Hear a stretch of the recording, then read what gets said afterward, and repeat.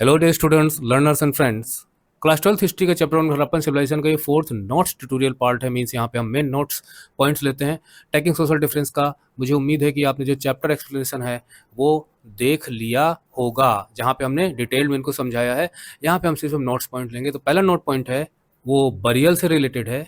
और पहला पॉइंट है कि जो आर्कोलॉजिस्ट हैं वो जो तरीके अपनाते हैं उस समय की हिस्ट्री को स्टडी करने के लिए, तो क्या सोशल डिफरेंसेस हैं, क्या गरीबी अमीरी या सोसाइटी में कुछ ऊंचे कुछ नीचे लोग, ऐसी कुछ बात थी कि नहीं थी। तो उसके लिए स्ट्रेटजीज अपनाई जाती हैं सोशल एनालिसिस करने के लिए।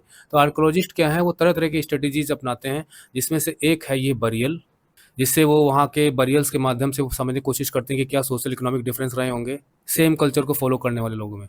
दूसरा पॉइंट ये है कि आपकी बुक में है तो आपको ध्यान रखना पड़ेगा कि कंपैरिजन किया गया है कि जो इजिप्शियन पिरामिड्स हैं, क्योंकि जो इंडस वैली सिविलाइजेशन है और जो इजिप्शियन सिविलाइजेशन है वो लगभग कंटेम्पोरेरी सिविलाइजेशंस हैं। तो वहाँ पे जो पिरामिड्स होते थे वो बरियल्स का काम करते थे, पर ये बहुत ही मैसिव होते थे। यहाँ पे रॉयल बरियल्स देखने को मिलते हैं, नॉबिलिटी से लोग थे, जैसे राजा वगैरह हो गए, उनको दफनाया जाता था इसके अंदर।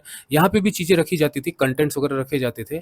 लेकिन जो हड़प्पन सिविलाइजेशन है वहाँ पे गड्ढा खोदकर यानी पिट्स में दफनाया जाता था, और डिफरेंस पिट्स में भी देखने को मिला है, पिट्स के कंस्ट्रक्शन में देखने को मिला है, जो सोशल डिस्टिंक्शन की तरफ इशारा करता है। तो अगला पॉइंट इसको आपको क्लियर कर देगा कि जो बरियल प्रैक्टिसेस हैं, यानी लोगों को डेथ डेथ के बाद जो दफनाया जाता था, तो उसमें क्या प्रैक्टिसेस अपनाई जाती थी। तो देखिए, कुछ जो पिट्स पाई गई हैं, मतलब जब अपने डेड बॉडी को दफना दिया, जो हिस्सा बच जाता था उस गड्ढे का खाली, तो वो हॉलोड आउट पार्ट हो गया, स्पेस हो गया, तो कुछ की लाइनिंग की गई है ब्रिक से, मतलब कुछ को किनारे किनारे ईंटें वगैरह से लगाया गया, अब कुछ एकदम खाली मिट्टी की हैं। तो इससे क्वेश्चन होता है कि जरूर यहाँ पे कोई ना कोई डिफरेंसेस रहे होंगे लोगों के, जिनकी ब्रिक से लाइनिंग रही होगी। निश्चित है कि वो हो सकता है कि थोड़ा सक्षम रहे हों, रिच रहे हों, किसी अच्छे पद पे रहे हों। और अगला पॉइंट है कि ग्रेव में कंटेंट क्या पाए गए हैं, मतलब जहाँ पे बरियल्स हैं, दफनाने के बाद क्या साथ में चीज़ों को छोड़ा जाता। तो जी हाँ, इजिप्शियन में भी, पिरामिड्स में भी पाए गए हैं, और यहाँ पे भी पाए गए हैं। क्या पाए गए हैं? पोएट्री है, ऑर्नामेंट्स है, और इससे पता चलता है कि उनका आफ्टर लाइफ में बिलीव था। और ज्वेलरी जो है वो मेल फीमेल दोनों की डेड बॉडीज के साथ बरियल्स में पाई गई है। कॉपर मिरर्स भी दफनाए गए हैं साथ में, लेकिन सबके साथ नहीं, समटाइम्स दे आर फाउंड। हाँ, एक चीज़ आपको ध्यान में रखनी है कि जो प्रीशियस आइटम्स हैं जो दफनाए जाते थे, बॉडी मतलब डेड बॉडी के साथ छोड़ दिए जाते थे, it was not a common practice. Just keep it in mind, it was not a common practice. तो एक मेथड तो हो गया। दूसरा मेथड है कि लग्जरी आइटम्स और daily day to day life से रिलेटेड आइटम्स में अंतर तो होता ही है। तो क्या उस समय भी इस तरह की चीज़ें थी? तो हाँ, जी हाँ। आर्टिफैक्ट का जो एनालिसिस है, मतलब जो सिविलाइजेशन में खुदाई के दौरान नीचे से जो चीज़ें पुरानी ओल्ड वेरी मिलती हैं वो आर्टिफैक्ट हो गए। तो आर्कोलॉजिस्ट जो हैं उन्हें दो कैटेगरी में रखते हैं, एक तो यूटिलिटेरियन और एक लग्जरी आइटम्स। मतलब खुदाई में जो चीज़ें मिली हैं, जो ऑब्जेक्ट्स मिले हैं, उनकी दो कैटेगरी बनाई जाती है, एक उपयोगी वस्तुओं की और एक लग्जरी वस्तुओं की, जिन्हें हम विलासिता कहते हैं। इसमें जो यूटिलिटेरियन ऑब्जेक्ट्स हैं, जो डे टू डे लाइफ से रिलेटेड हैं, यानी डेली यूज के आइटम्स हैं, ऑर्डिनरी मटेरियल से बने होते थे या स्टोन से बने होते थे, मिट्टी से बने होते थे, और ये लगभग सेटलमेंट्स में, हड़प्पन सिविलाइजेशन में जगह जगह ये मिले हैं कॉमनली। दूसरा, लग्जरी ऑब्जेक्ट्स का क्राइटेरिया क्या है, किन्हें हम लग्जरी ऑब्जेक्ट्स पे रखेंगे? तो लग्जरी ऑब्जेक्ट्स वो होते हैं जो रेयर होते हैं और जो कॉस्टली नॉन लोकल मटेरियल से बनाए जाते हैं, मतलब वहाँ पे मटेरियल नहीं मिलते हैं, इंपोर्ट करके मटेरियल बनाया जाता है। और टेक्नोलॉजी भी उनकी कॉम्प्लिकेटेड होती है, मतलब सब कुछ आप कह सकते हो कि एक्सपेंसिव कॉम्प्लेक्स टेक्नोलॉजीज और रेयर मेटल से बनी हुई चीज़ें, रेयर मटेरियल से बनी हुई चीज़ें। तो ये तो कॉमन पीपल के लिए हो जाएगा, ये उनके लिए हो जाएगा जिनके पास धन संपदा रही होगी। एग्जाम्पल्स ऑफ लग्जरीज में फायांस के पोर्ट्स, मैंने फायांस क्या होता है भैया चैप्टर एक्सप्लेनेशन जाकर देखिए। और फायांस को लग्जरी आइटम में रखा गया है, प्रीशियस माना गया है, क्योंकि इसको बनाने में डिफिकल्टी होती है, रेयर ऑब्जेक्ट्स इससे बनाए गए हैं, वैल्यूबल मटेरियल्स बनाए गए हैं। तीसरा है कि डिस्ट्रीब्यूशन पैटर्न क्या था, यानी कि जो ऑब्जेक्ट्स आर्टिफैक्ट्स मिले हैं इनका डिस्ट्रीब्यूशन पैटर्न क्या था। क्या यूटिलिटेरियन जो है लगभग हर जगह मिले हैं, तो क्या लग्जरी ऑब्जेक्ट्स भी हर जगह मिले हैं? देखिए, रेयर एंड वैल्यूबल ऑब्जेक्ट जो हैं वो ज़्यादातर कंसेंट्रेड हैं बड़े बड़े सिटीज़ में, जैसे मोहनजादारो और हड़प्पा, ये लग्जरी आइटम्स की बात हो रही है। जबकि less commonly found in Kalibangan. Kalibangan छोटी बस्ती है, स्मॉल सेटलमेंट है, वहाँ पे लग्जरी आइटम्स ना के बराबर मिले हैं, बहुत कम मिले हैं। और ये हड़प्पा और मोहनजोदड़ो जैसे बड़ी साइट्स पर मिले हैं। इससे पता चलता है कि यहाँ पर ज़रूर हाई क्लास सोसाइटी के लोग रहे होंगे, डिवीज़न था वहाँ पे सोशल।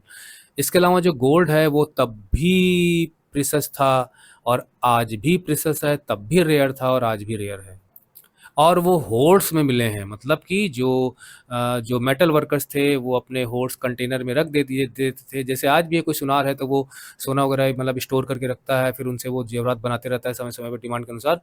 तो पता चला कि भाई वो खत्म हो गए, अब वो पड़ा का पड़ा रह गया। तो आर्कोलॉजिस्ट को जगह जगह बर्तनों के अंदर, कंटेनर्स के अंदर, जिन्हें हम होर्ड्स कहते हैं, ये जो है मिले हैं प्रीशियस मटेरियल्स। तो मिले हैं तो अच्छी बात है। अरे तो भाई अगर मिले हैं, इनको स्टोर करके रखा गया, तो निश्चित है कि इनकी स्कैरसिटी रही होगी, इसलिए इनका स्टोरेज किया गया होगा। एक पॉइंट हमें इसमें और लेना है, वो ये है कि कॉम्प्लेक्सिटीज इन आर्टिफैक्ट क्लासिफिकेशन। अब हमने लग्जरी और यूटिलिटेरियन का क्लासिफिकेशन तो कर दिया, लेकिन अब पहला पॉइंट लीजिए कि वहाँ पे तकलियाँ वगैरह पाई गई हैं।